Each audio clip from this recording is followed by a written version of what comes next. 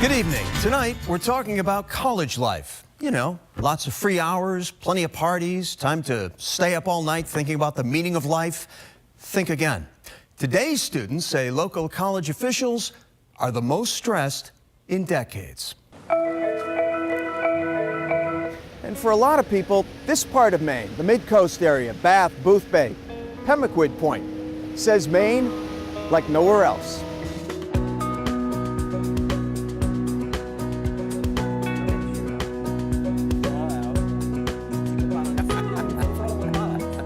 Huh? This is you.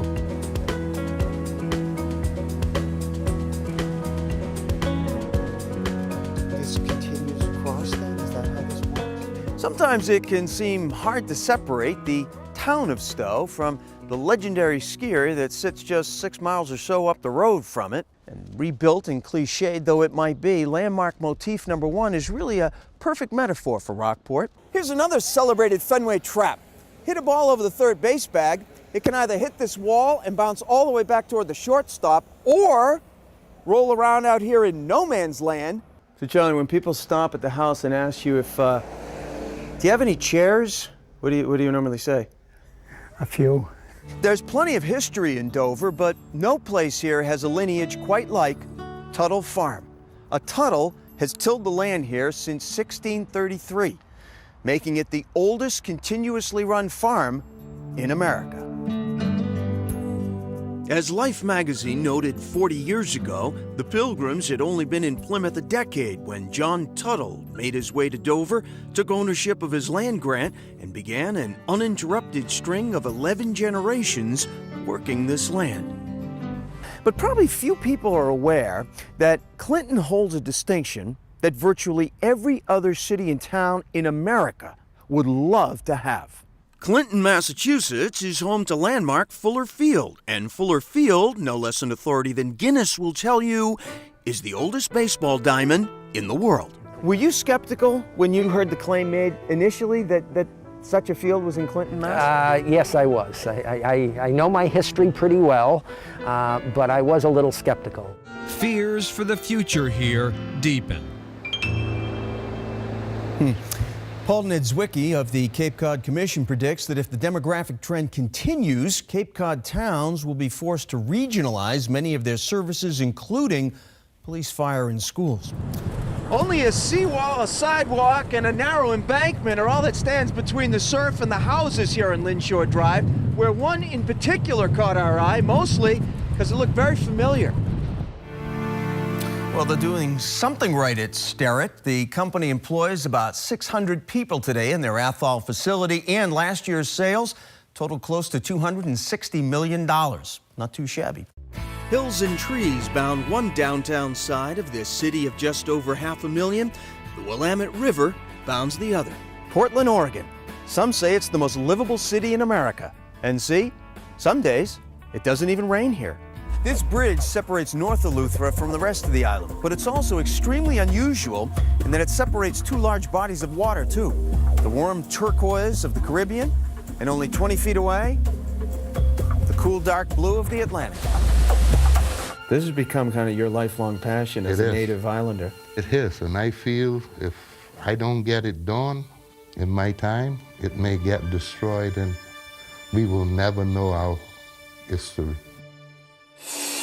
A couple of things are deceptive about these pictures. First, a house is not being built here in Groton, Mass., but a very big book is, and these guys are not the book's creators. To find them, during school hours anyway, you'd have to look here.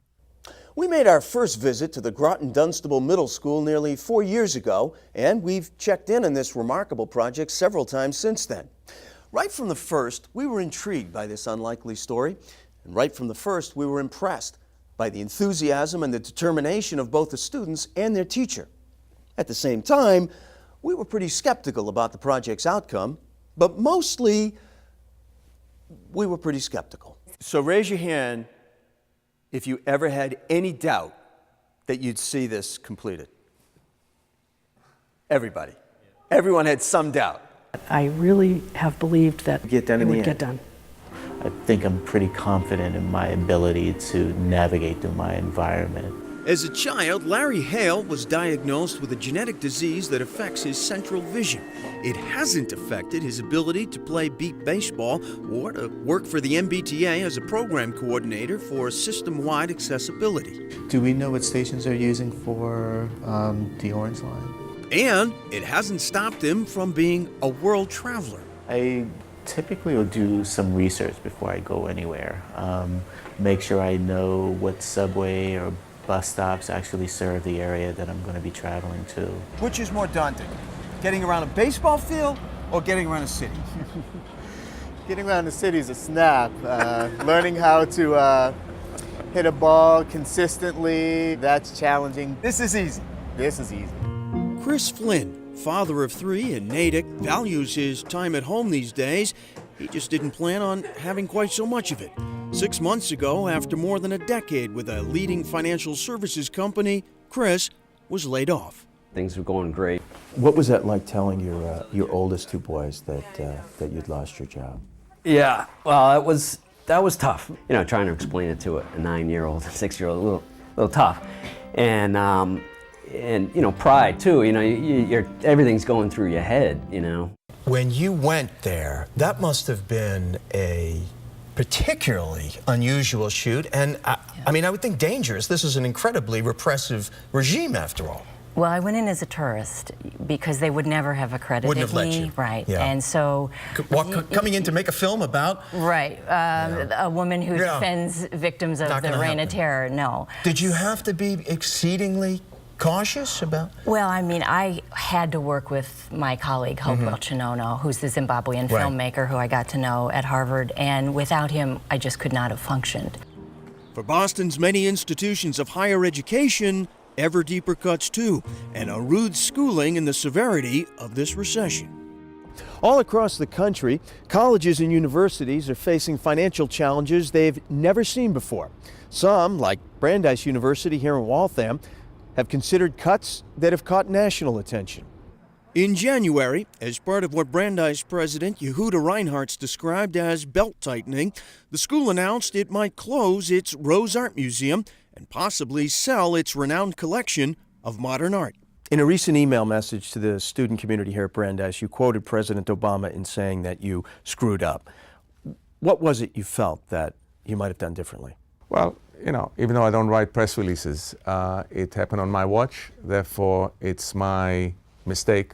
Last fall's scandal involving Chelsea's housing commissioner Michael McLaughlin resulted in yet another city agency forced into receivership. But over the last 10 or 15 years or so, even amidst some enduring negative stories, things have been quietly changing here in Chelsea, which makes the most recent scandal all the more frustrating here, because many of the people behind this city's progress will tell you that change in Chelsea is, at long last, ongoing, broad-based, and for real. You're a senior this year. Yes. What do you hope to do when you graduate? Go to college. Be the first person in my family to go to college. The very first. Yes.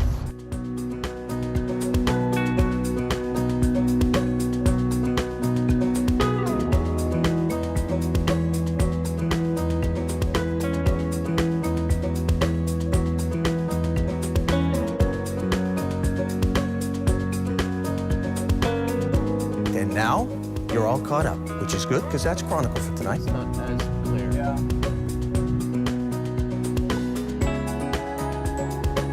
Now this is a feeling of power. If I could only see.